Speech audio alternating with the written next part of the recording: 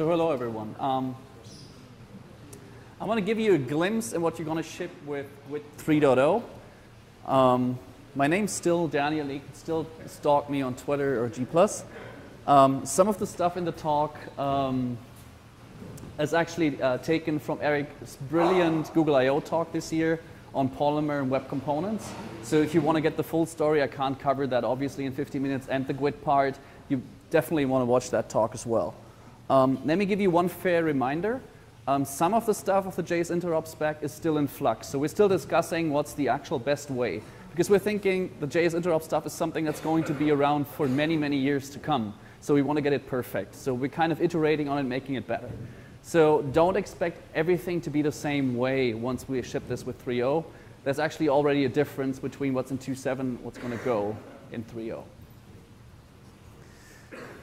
Let me put you in the right set of minds. So this is actually taken from the GWT documentation. It's lengthy, but I'm still going to read it out.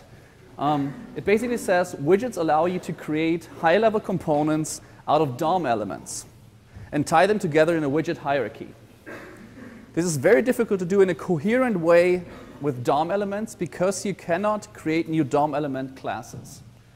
So the only reason for widgets to exist is that you cannot extend DOM elements. That's a legit thing to do. The thing is, with web components, you can actually do this. As a GWT developer, you can think of web components as the GWT widget concept built directly into the platform, directly into the browser. So there's no need for widgets anymore. And there's this other problem that widgets used to solve, like memory leaks. We don't care about memory leaks today anymore, because today we're looking at very different browsers. And we don't obviously care about IE 6, 7, and 8 anymore. I saw a really nice statistic. There's actually more people needing accessibility to their web applications than there's user on IE 8. But if you actually support IE 8 on your web page, you can't do proper accessibility. So I'll probably choose the accessibility despite IE 8 users. So all this applies to evergreen browsers. And what do I mean by evergreen browsers? I mean the browsers are actually based on standards that are auto-updated every couple of weeks, month, or something, and are immensely powerful. And all of these support widgets out of the box. Well, not really. And basic widgets are web components. You can, for GWT developers, it's kind of the same thing. So think back. Once we had this thing called HTML4, it was, you could write some DOM, you could write some CSS, but there were certain problems with it. And the web evolved a lot. And then we got into HTML5. Much better CSS, much better DOM, lots and lots of more APIs in the browser. But we never really addressed one really, really important thing in the browser, which is developer productivity. You still had to know all these clunky details to write a web application. And there were just things missing that you see on every other platform, like templating. No templating in the browser at all. No shadow DOM, so you couldn't hide any implementation details of your widget. It was still a huge amount of diffs put in together. And there was no data binding on the platform. So you always had to write that cumbersome code where you said, well, I have this model object, so I need to take this field and put it there, and so on and so forth. And that's exactly what web components are all about, solving these problems. And when we talk about web components, we actually talk about 4 different specifications. There's the template specification, there's custom elements, there's the shadow DOM, and there are HTML imports. And I'll briefly go into all of these and give you a simple example. But before we actually do this, let's take a look on how we're actually doing in terms of browser support for web components. So in terms of the spec, we're completely spec'd out. This is a recommended thing that browsers should be implementing. And there's polyfills for all browsers. I don't think for IE 8 or these, no, I don't think so. And this is actually completely supported in Chrome. So all of this is not running by a polyfill. This is running native code in Chrome, so it's quite fast. Firefox is almost there. It's still hidden behind a flag, but you can see they implemented everything, and everything is going to work going forward. Then there's Safari, which in Safari 8 actually shipped templates. And then there's, you know. But there's hope. There's hope. If you look at status.modern.ie, they're at least considering implementing these. And the people at Google actually working on this, they tell us they've actually been in a good dialogue with Microsoft and the people working there, and they started asking the tough questions, which means they must be seriously be working on this. But they don't share. So let's talk about these things. There's custom elements. So what's a custom element? It basically lets you define a new element in the browser. Like it should say my-element and use it everywhere. Because this is Gmail today. If you open it up in the Chrome DevTools, there's no way of making sense of any of this. You don't even understand what this is about. It's just a diff soup. And there's basically no common structure, no pattern that you can reuse. The APIs for different widgets in the browser, they're all different. So if you choose to go for some of your widgets with jQuery and some of them with GXT, I don't know. These can't really work together because they have a different kind of abstraction. And there's no way of overloading HTML semantically. If I say my-button, you know it's my button. But I can't do that right now. With custom elements, I can write something like that. Paper tabs, selected one, and I can just add tabs. You instantly know what this is going to do just by reading the markup. So it's readable. It's meaningful HTML, like it's supposed to be. And there's a clear way to extend that. And if I want to use it from JavaScript, I can just do element.selected and change the selection. So it's quite natural to do it this way. So how do I define a custom element? Plain in the browser, without anything else, you just do document register element and you give it the name. Then the browser knows about this new component. It's basically HTML implemented with CSS, JavaScript, and other HTML. In Polymer, you would define something like, I have a new Polymer element and you give it a name. That's enough to register it to the browser. And if you want to use it, you just write the markup. In this case, paper-tabs. Or you can just do, in JavaScript, document create element. It's completely integrated into the browser. So this integration into the DOM also means that things like mutation observers, things like query selectors, they just work. You don't need a different framework for these. These are just the stuff that just works out of the box. And because you now have a common abstraction pattern, all the different UI libraries have a common abstraction pattern, and so they work interchangeably. And what I really like about this, accessibility is already built into these components. So you can clearly declare what they're for, so people with screen reader can use them as well. And DevTools support for these is actually really good as well. Let's take a brief look into templating. So templating before web components looked something like this, for instance, in Backbone. So they were kind of abusing the platform with a script tag, and they put in some HTML into the script tag, and they'll call it type text-x handlebars, just to make sure that it gets ignored by the browser. And then they would grab it out again and do string stuff on it, and then get some DOM out of it. To say the least, this is at least hacky, because it's not actually there in the platform. It's using strings where it could be actually using DOM elements. And because it's using strings, there's no semantic difference. It's really easy to do cross-site scripting against such a solution. This is how you define a custom element, a template with components. You just say template, and then you can use any other component or any arbitrary HTML. So this actually uses the DOM. So these are not strings put together. And they're not even part of the page once you load it. So it's actually parsed to the browser, so it's inherently more secure. So how do you define them? In plain vanilla web components, you open up a template. In Polymer, inside the Polymer element, you declare the template for that element. And you can even do easy things like iteration. Another important thing is the shadow DOM, because it allows you to scope down your selectors and your JavaScript inside of that template. So how do I use it in plain vanilla web components? Well, I'll just say, create me a shadow root.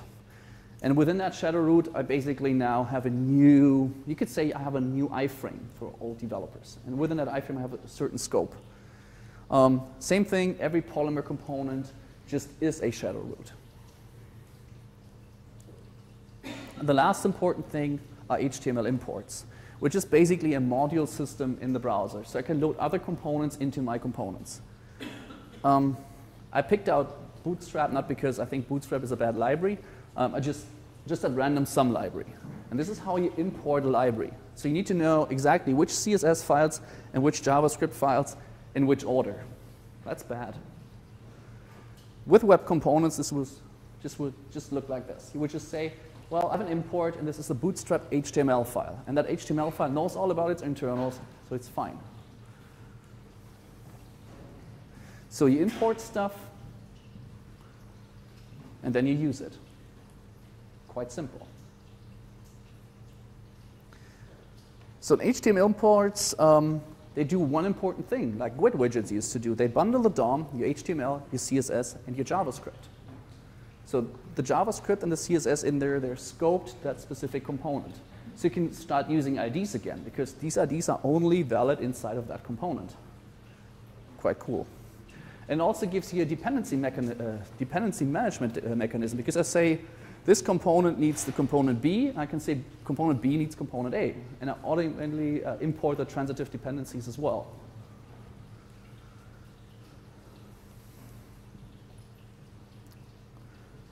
Well, let's go over that. So the stuff that we used to have in GWT as an add-on to the browser is now part of the platform.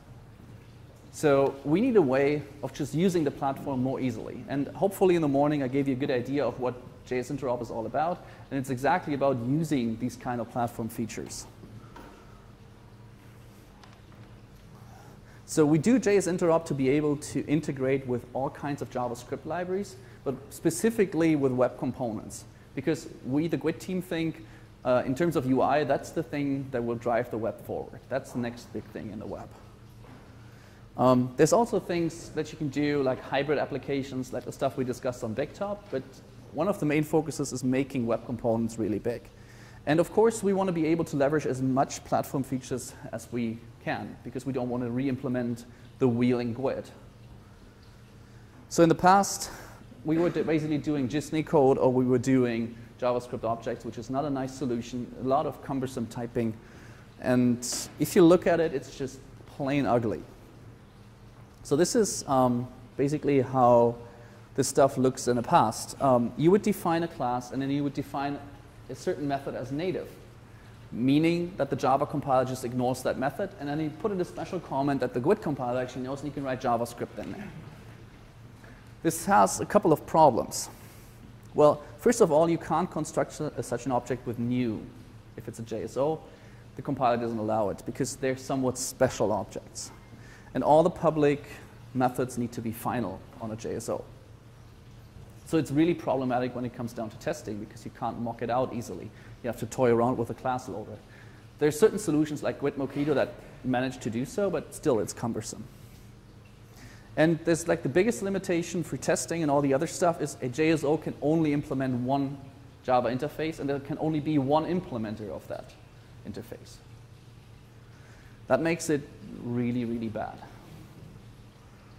So native methods, same thing. Really problematic for testing, lots of problems. So we figured we can do better. So instead of having this native syntax on there, you can just have an annotation on an interface and just have the declarations there. And the compiler will actually make sure that you're able to cross-call into JavaScript. So if you compare these, this is the new way of doing it. This is the old way. You can see how much difference in code size there is.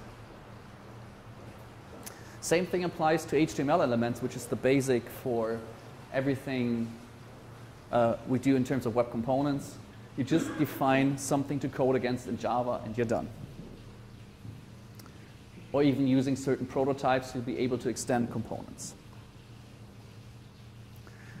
And if you put everything together, this is basically Widgets 2.0, which is nothing more than web components.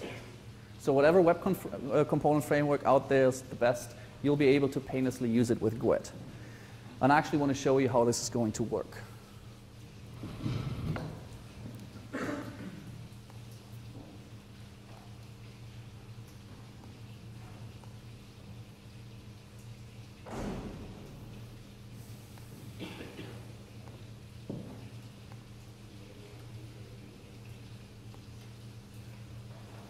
Is that readable?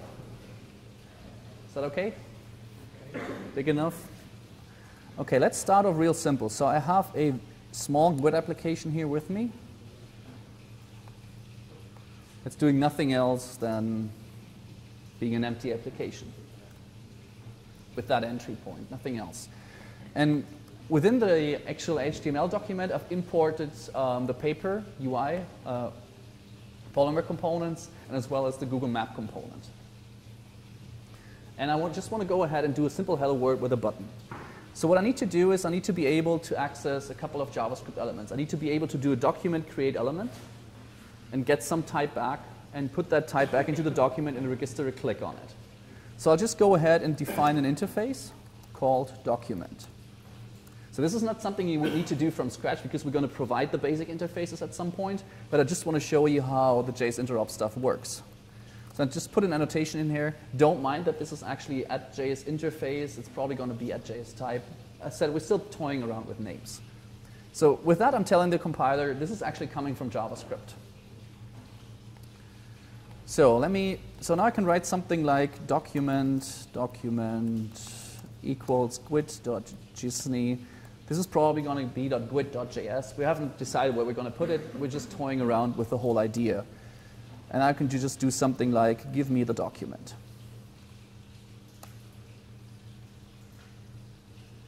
OK, good.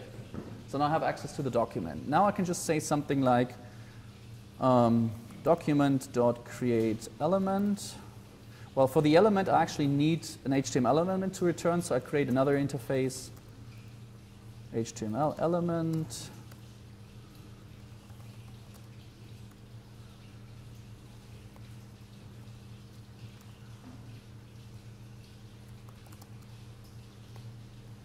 So, and now I want to use a web component. As I had on my other sites, you can just do document.createElement. So I'll just say document create paper -toggle -button. I'll just create that method on the interface. And the compiler will automatically wire this up for me. So this is quite simple to do. So now I've created a Polymer button, actually. So let's just name that button. So now we want to be able to register a click on this thing. So I'll just say button.addEventListener. Same thing like in JavaScript. I say click and pass in a new event listener. This is not the right type.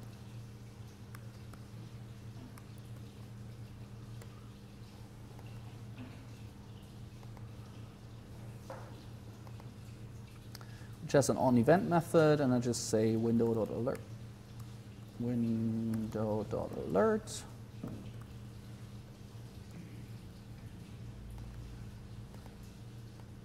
So again, I'll just create that method. Basically define the interface here, and then we say, well, the last thing we need is we need to be able to now take this button and attach it to the body. Then we're going to see it. So what we need is HTML element body equals gwt.jsny.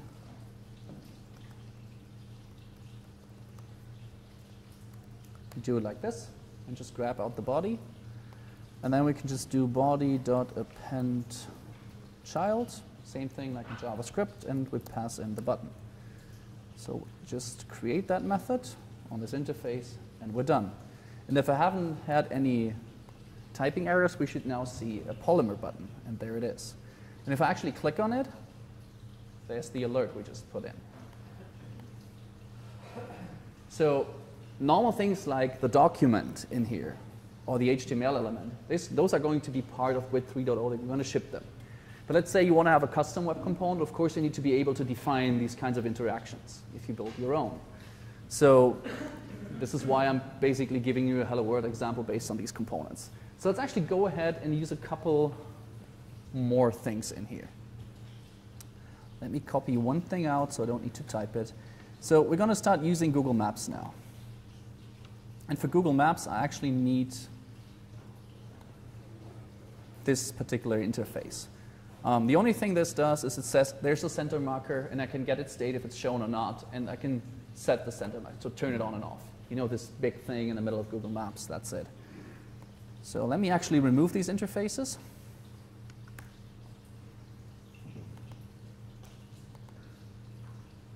So I need to import. Okay, that looks okay. So same thing, I've just used the ones that I actually provided, and I didn't use the ones I just typed up here. Oh, I still need to import JS property. That should be good now.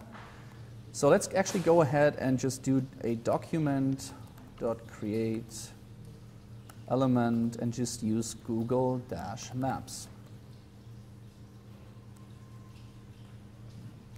So you see, this comes back as an HTML element because I defined it this way, but I can just override it to be a Google map.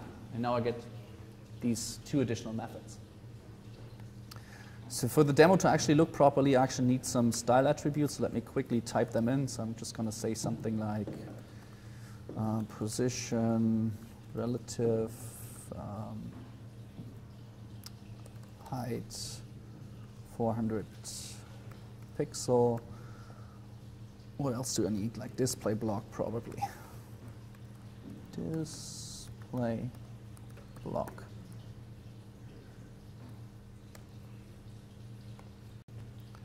So once we've done that, we can just go ahead and take the body. Let me move that up. And just say body.append child and add the map. So now we should have a map, and beneath the map there should be a button. So let me change the click actually to do map.set. Oh, I called it maps.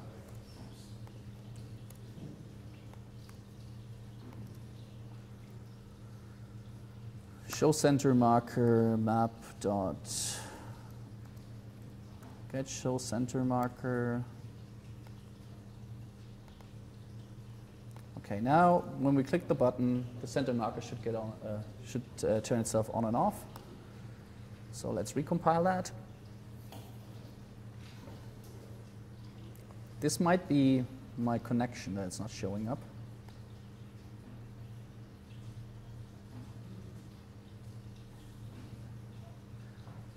Yeah, it's actually there. The problem is it's not loading because I'm probably offline.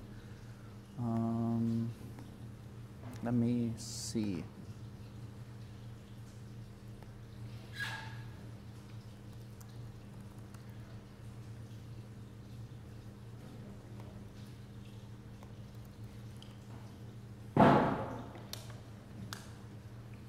Works.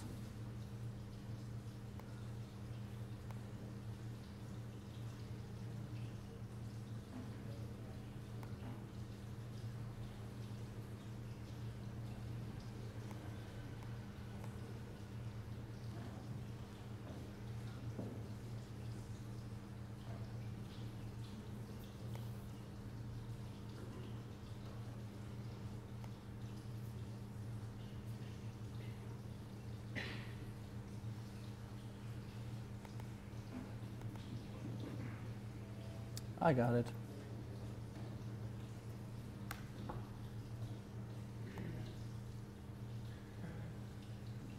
Yay, simple typo.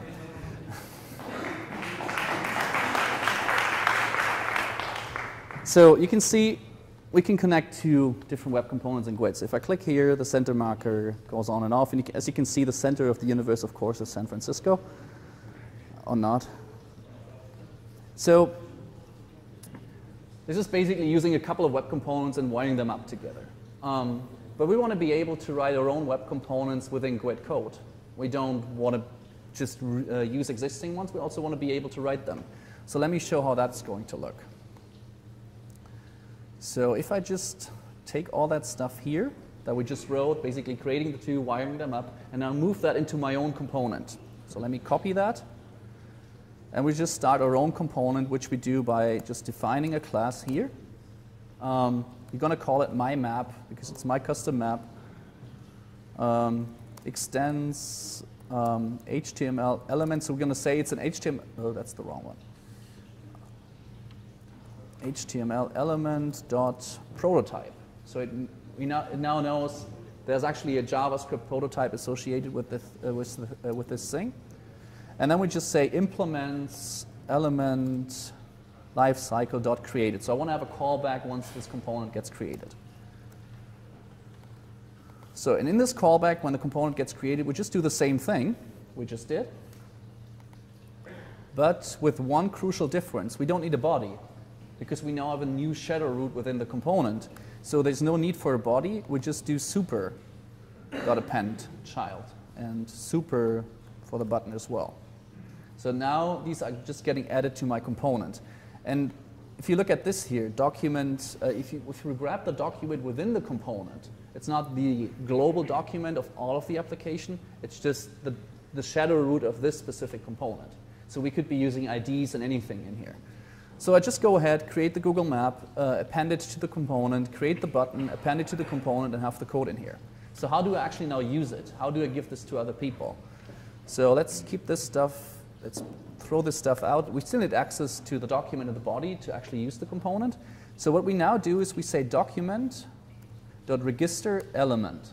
So basically now telling the document about this specific component. And now I'm actually able to rename it. So the class name doesn't tell you anything. I could just use it foo. Anyway, I'm going to call it my map, and I have to pass it an instance of new my map. So now the browser actually knows about this component. So if someone in HTML writes my-map, it knows it needs to invoke our code here. So there's now two different ways of using it. I can just do body.append child new my map and just use the JavaScript version of the component. So let's see how that actually looks.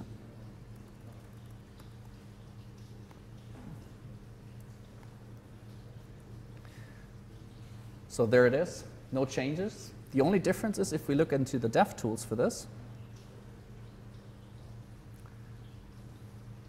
you can see the component is now actually my map. And if you look into my map in its shadow root, you can see, oh, it uses a Google map and a paper toggle button. So perfectly scoped stuff. So the other way of using this, let's move this out here, is to actually say the same thing we did with the other components, document create element, my-map. So people could be writing any kind of HTML, it would just work.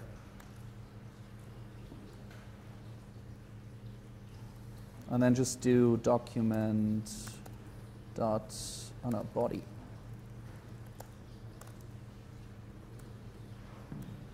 Oh, no, that's not going to work.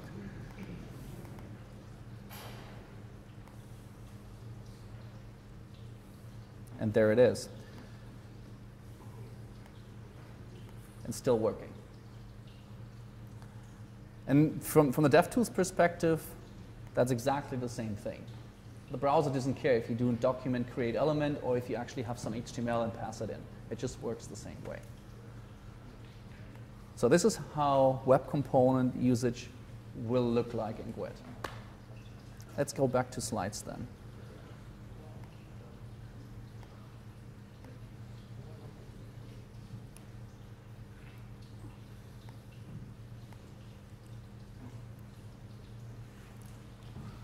So let's repeat this for once. So if you want to write your own web component, you basically just create a Java class. You extend from a certain HTML element that you want to extend. We're not certain about if you do dash prototype or if you're going to have another DSL for doing that. So we're still looking around. But Very likely it's going to look something like this. Then there's going to be something about different interfaces you can implement to get different events. In this case, I'm just saying, well, if the component gets created, I want to have a callback. And in this example, we're just setting the text content of the component being used. So no DOM underneath that. Then you go ahead and register that component to the browser. You tell, I have a new component that's implemented with this code. And if someone uses it, please invoke this code. And then there's two different ways of using it. Directly through using the instance or document creating it in JavaScript. There's actually going to be more than that. This is the first step. The other thing you want to have is templates. And template's going to look like this. You define a template. You can even refer to some CSS in there. And then you put in some IDs. In this case, we're implementing a clock. So we have a diff for the seconds, we have a diff for the minutes, and we have a diff for the hours. And look at this, they are actually properly using IDs. But you can have multiple of these on the same page. It just works. And you can auto-wire them up in GWT in such a way, where you just say, well, I have an HTML diff element called time. And this is how the GWT compiler knows, OK, he's actually meaning the diff element with the ID time. Same thing for seconds. So you can easily, for instance, update something, the pointer to actually go around this way. Or you can even do inline templates with an annotation on the template. So if the template is not big enough, there's no point in having a separate file. And you can also do templates with auto data binding. So you have the same template up there, and you can see we're using the double, the handlebars basically there for rotate second, rotate minute, and rotate hour. And we're just defining them inside of our class with an annotation, and this basically binds back. So if I change these values in the update time method here, it's actually going to update the CSS for the rotation.